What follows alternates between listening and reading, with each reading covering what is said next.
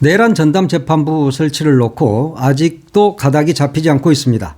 내란 재판을 맡은 지기현 재판부가 늦장 재판으로 일관하면서 이런 중요한 내란 범죄에 대한 재판을 지기현이 같은 자들에게 맡길 수 있느냐 하는 그런 여론이 높아졌죠. 그렇다면 당연히 내란 범죄를 전담하는 재판부가 필요하다 하는 것이 국민적 인식입니다. 이 문제는 사실 처음부터 조희대 법원이 내란을 아무것도 아닌 그냥 잡범 수준으로 취급하면서 벌어진 일입니다.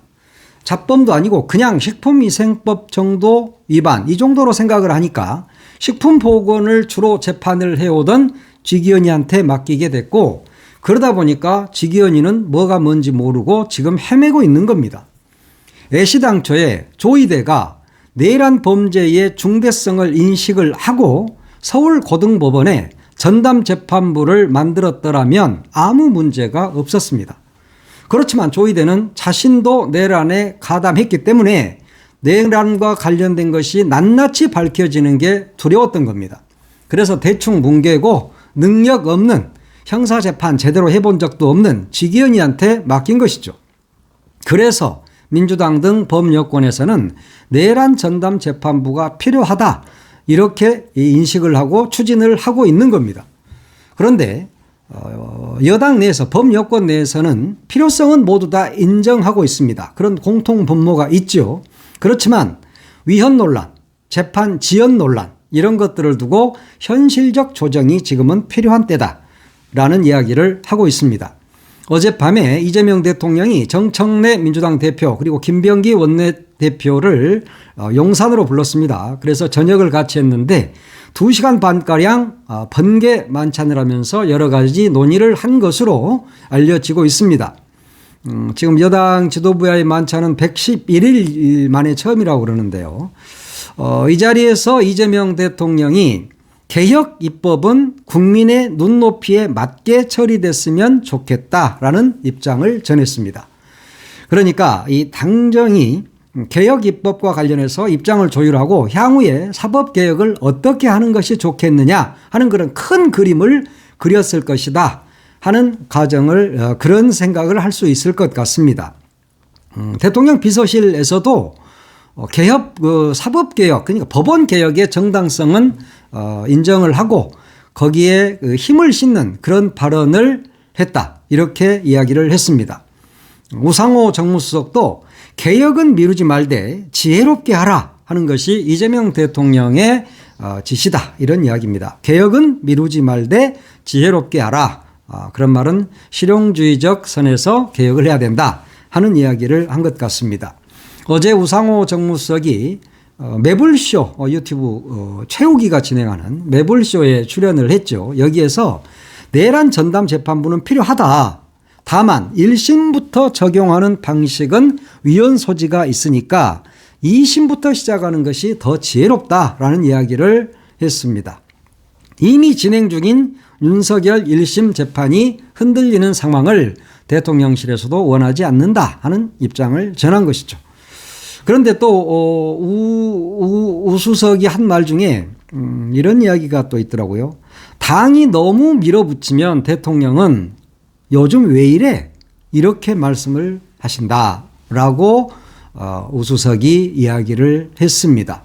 그러니까 개혁은 추진하되 방식은 신중해야 된다 하는 것이 대통령의 기조다. 이것을 우상호 수석이 이야기를 한 겁니다. 그러면서 지금 법 왜곡죄 같은 것은 그렇게 시급하지는 않다 하는 이야기를 했어요. 다만 사법개혁의 우선순위는 내란 전담 재판부다 하는 이야기를 한 것으로 보면 되겠습니다. 지금 법 왜곡죄를 놓고 판사들은 사실은 이 난립니다. 왜냐하면 내란 전담 재판부보다 법 왜곡죄로 나중에 자신들이 처벌받을 것이 두려운 것이죠. 그리고 진짜 판사들이 지금 두려워하는 것은 따로 있습니다. 그게 뭐냐? 법원 행정처 폐지죠. 그걸 지금 민주당이 들고 나왔기 때문에 갑자기 내란 전담 재판부에 초점이 맞춰져 있는 것 같지만 실제로 판사들이 가장 두려워하는 것은 법원 행정처 폐지. 그런 것이죠. 지금은 법원행정처에서 모든 판사 한 3,000명에 이르는 판사의 인사권을 휘두르고 있지 않습니까? 그런데 지금 거기에 그 천대엽이가 처장이고요. 그런데 이것이 없어지게 되면 인사권이 다른 데로 넘어가게 되겠죠. 그러면 판사들은 그것이 두려운 거죠. 그리고 법 왜곡죄 문제 역시 판사들 입장에서 보면 몹시 두려운 법이다. 그런 이야기입니다. 그래서 갑자기 지금 내란 전담 재판부를 가지고 판사들이 문제 제기를 하고 있는 것 같지만 사실은 그걸 가지고 딜을 하려고 하는 겁니다. 내란 전담 재판부는 받아들이되 법 왜곡죄라든가 법원행정처 폐지라든가 이런 것은 좀 하지 말아주세요 라는 그런 의사표현이다. 이렇게 봐야 한다. 그런 겁니다. 그러니까 이 판사들의 생각은 우선 내 밥그릇부터 지키고 보자 이런 것이지, 솔직히 이야기하면 내란 전담 재판부 만들어서 윤석열이 사형이 나오든 무기징역이 나오든 판사들한테 무슨 상관이 있습니까? 내란 저지른 놈이니까 당연히 그렇게 나오겠죠. 지기현이가 재판을 한다고 해서 윤석열이 공소기각을 하고 무죄를 주겠습니까? 그러지는 않을 겁니다. 판사들이 진짜 두려운 건 아까 이야기했던 그 두 가지. 지금 사법개혁으로 내놓은 것이 세 가지잖아요. 그 세 가지 중에 두 가지가 두려운 것이다. 이런 이야기입니다. 그 이야기가 지금 그 이야기를 하려고 한 거 아닌데 내란 전담 재판부 이야기를 계속 합시다. 민주당도 이제 대통령께서도 이렇게 이야기를 하니까 이제 속도 조절에 들어가는 양상이죠. 민주당 원내 지도부도 위헌 소지를 최소화하는 수준 정도가 아니라 아예 위헌 소지를 해소하겠다라는 이야기를 했습니다. 지금 법원이라든가 변협, 민변 이런 쪽의 의견을 폭넓게 수용하고 있고, 특히 로펌에다가 이걸 의뢰를 해서 이것이 어떤 것이 위헌 소지가 있느냐 하는 것도 지금 따져보고 있는 입장입니다. 민주당도 그렇고 대통령실도 그렇고 1심을 제외하고 2심부터 내란 전담 재판부를 적용하는 방안, 여기에 무게를 두고 있다. 이렇게 보시면 될 것 같습니다. 이런 것들이 이제 재판부를, 내란 전담 재판부를 구성하는 데 있어서 그 추천을 누가 하느냐 하는 그 부분이 지금 위헌성 여부를 가르는 거잖아요. 그래서 법무부도 빠지고 헌재도 빠지고 이러다 보면 이렇게 하기를 지금 다들 원하는 것이죠. 그래야 위헌성이 없다. 이렇게 이야기를 하고 있는데, 그럼 호랑이 그리는데 이빨 빼고 눈 빼고 이러면 그게 호랑입니까? 능구렁이로 표현하는 거지. 하여튼 다들 잘 알아서 하겠죠. 추천 방식 제대로 해야 됩니다. 그렇지만 9명의 추천위원 구성이 모두 다 법관들의 손에 넘어간다면 내란 전담 재판부는 하나마나한 것이 된 것이다. 그런 이야기입니다. 그러면서 또 내란이라든가 외환을 저지른 자, 이 자에 대해서는 구속영장, 구속기간도 1년으로 연장하는 방안, 이런 것도 손을 좀 봐야 된다. 이런 이야기가 있는 것 같고요. 특히 사면 복권, 내란을 일으킨 놈은 사면해서는 안 된다. 이 법도, 그것도 약간 위헌성이 있는 거 아니야? 이런 이야기도 있는 것 같습니다. 앞에서도 이야기했듯이 호랑이를 그린다고 하면서 호랑이 이빨 빼고, 발톱 빼고, 눈깔 빼고, 털 빼고, 그러면 그게 호랑입니까? 하여튼 잘들 알아서 하세요. 하여튼 이번 논란의 중심은 내란 전담 재판부가 필요하냐 하는 문제는 이미 동그라미 필요하다. 그러면 이제 어떻게 만들 것이냐, 그것이 중요하고, 또 위헌성 논란을 피하면서도 법원을 개혁하는 방안으로 과연 내란 전담 재판부가 만들어질 수 있을 것인가 하는 부분입니다. 대통령실, 민주당 양측 모두 이런 것들은 잘 알아서 하겠죠. 그러나 여기서 가장 중요한 것은 위헌성이니 뭐니 하는 것에 진짜 함정이 있을 수 있습니다. 악마는 디테일에 있다고 그러잖아요. 그러면 윤석열이가 빠져나갈 구멍을 주면 안 된다. 그것은 때려 막아야 된다. 그 부분에 대해서 매우 촘촘하게, 꼼꼼하게 이 법을 만드는 것이 매우 중요하다. 이런 말씀을 드립니다. 얼마 전에 추경호 전 국민의힘 원내대표에 대한 영장이 기각된 일이 있었습니다. 정말 그때 판사들이 해도 너무하는 거 아니냐. 윤석열로 올라가는 것은 모두 다 기각해버리는 거 아니냐. 지금 이런 이야기가 있었는데, 특검이 이 특검의 공소장을 보면 진짜 이 영장을 기각한 판사가 제정신인가 하는 생각을 하게 됩니다. 이 공소장을 보면요, 추경호는 완전히 내란 주요 임무 종사자가 맞습니다. 비상계엄 날, 그러니까 지난해 12월 3일 윤석열과 추경호가 통화를 합니다. 여기서 윤석열이가 계엄에 자발적으로 조기 해제하겠다 이러면서 계엄에 협력해달라 하는 그런 통화를 합니다. 그런데 추경호는 거기에 대해서 안 하겠다라는 말을 하지 않는다. 예. 지금 계엄의 위법성을 추경호가 몰랐을 리가 없잖아요. 그런데도 불구하고 반대하거나 문제를 제기하지 않았다. 그러면 사실상 윤석열의 내란 방조 혹은 내란 주요 임무 종사자가 되는 겁니다. 그런데도 불구하고 이런 것들을 뻔히 알고 있는 법원이 추경호 영장을 기각한 것. 이런 것들이야말로 바로 법원 개혁이 반드시 필요하다. 일단 법원은 지금 어떻게든 윤석열을 감싸고 국민의힘 아이들을 감싸려고만 하고 있습니다. 그러니까 법원 개혁이 필요하다는 이야기가 계속 나오는 것 아닙니까? 그러니까 MBC가 보도한 그 공소장을 보면 진짜 어이가 없어요. 이미 추경호와 윤석열이가 비란 계엄을 선포한 이후에 추경호하고 2분 5초간 통화를 합니다. 그러면서 거대 야당이 국정 발목 잡기를 하고 있어서 내가 그냥 이들을 다 때려잡겠다 하는 이야기를 하죠. 그러면서 오래 안 가니까 걱정하지 말아라. 뭐 이런 이야기도 윤석열이가 한다고 그럽니다. 그런데도 불구하고 추경호는 그냥 그걸 넘어간 거죠. 그러니까 내란 동조범이라는 이야기가 나오는 겁니다. 그 이후에도 홍철호 정무수석이라든가 한덕수 당시 국무총리하고 추경호는 계속 통화를 합니다. 그런데도 이 통화 내용이라든가 이 문제의 심각성을 국회의원들과 공유하지 않는 것이죠. 그러니까 어떻게든 계엄 해제가 되지 않도록 추경호가 참으로 많은 노력을 했다.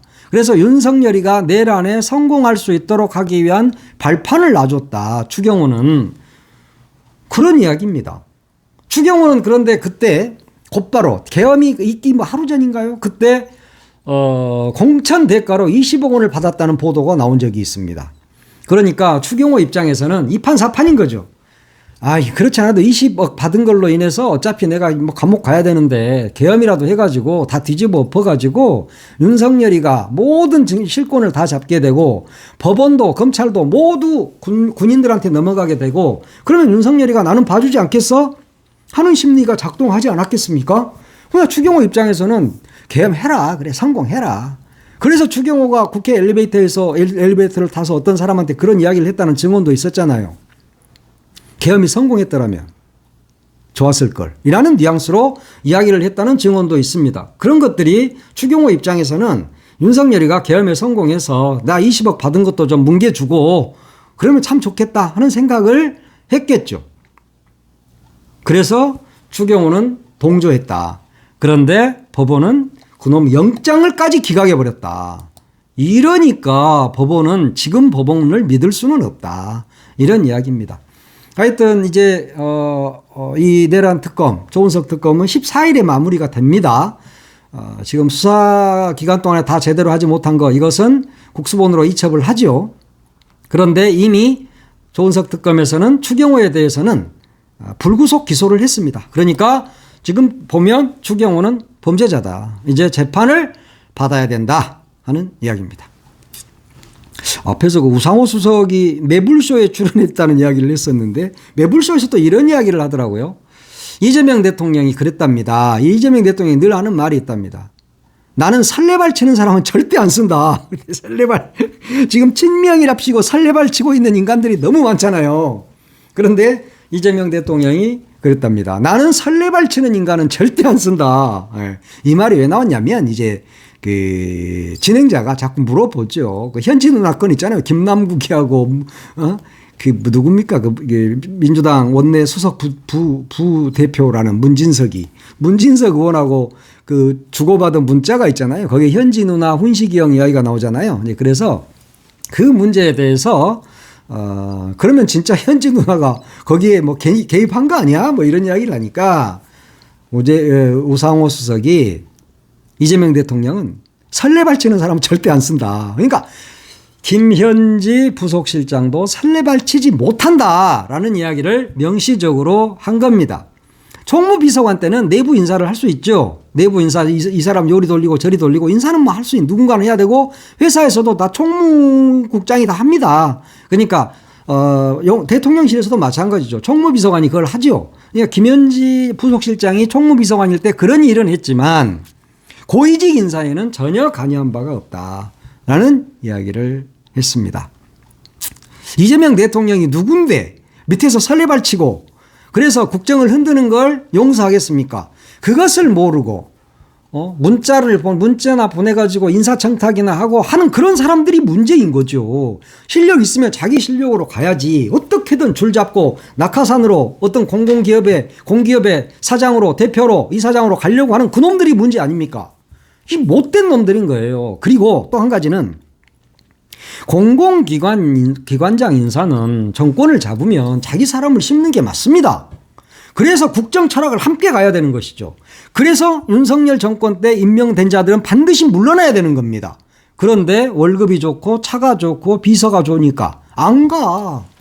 사표를 안 낸다고 한전의 김동철부터 시작해서 안 내잖아요. 자기가 이재명 대통령과 지금 뜻을 같이 합니까? 김대중이가 키운 김동철인데 김동철이는 결국 누가 임명했습니까? 윤석열을 지지하고 그러니까 윤석열이가 임명해 준 거 아닙니까? 그런 사람들 데리고 지금 전기 요금을 논의할 수 있고 대한민국의 에너지 수급을 이야기할 수 있습니까? 당장 그만둬야죠. 그런 사람들이. 그런 사람이 한두 명이 아니야. 독립기념장 같은 그런 미친놈도 있고 인권위원장 안창호 같은 놈도 있습니다. 당장 그만둬야죠. 그런 놈들이 그만둬야지. 뭐 지금 윤석열이 밑에서 빨고 핥고 하던 놈들이 호가호위 하면서 지금도 고위직에 앉아서 연봉 몇 억씩 받아가면서 차 굴리고 업무 추진비 쓰고 비서실 운영하고 이렇게 살고 있잖아요. 문진석 이야기하다 갑자기 왜 내가 이 이야기를 했지? 문진석이가 그 김남국이한테 문자를 보낸 게 잘했다는 이야기가 아니라 문진석이 잘못했죠. 지가 뭔데? 원내 수석 부대표면 그거를 똑바로 잘해야지. 그걸 왜 자기가 청탁을 하고 그럽니까? 청와대에서 대통령실에서 비밀 알아서 하겠어요? 실력 있으면 그런 거 사람이 추천이 될 것이고 그래서 그 사람이 마땅하면 그 자동차 산업협회 가는 거 아닙니까? 근데 뭔데 그걸 거기다 대놓고 말이야. 지 후배 중대 후배라고 그렇게 학맥으로 다 합니까? 지금 중암고 인맥으로 지금 내란이 일어났어. 근데 무슨 중대인이 어쩌냐 하면서 그걸 추천하고 추천한 것까지는 좋아요. 그럴 수 있지. 그러지만 그렇게 다 노출되도록 하면 되겠습니까? 거기다가 또 김남국이는 자발 없이 훈식이 형, 전지 누나, 네가 언제 누구한테 훈식이 형이라고 하냔 말이야. 응? 현지한테 현지 누나라고 그래. 김현지한테 감히 실장님 그러겠지. 그런데 거기다 대놓고 현지 누나 훈식이 형 따지고 이런 놈들 때문에 말이지.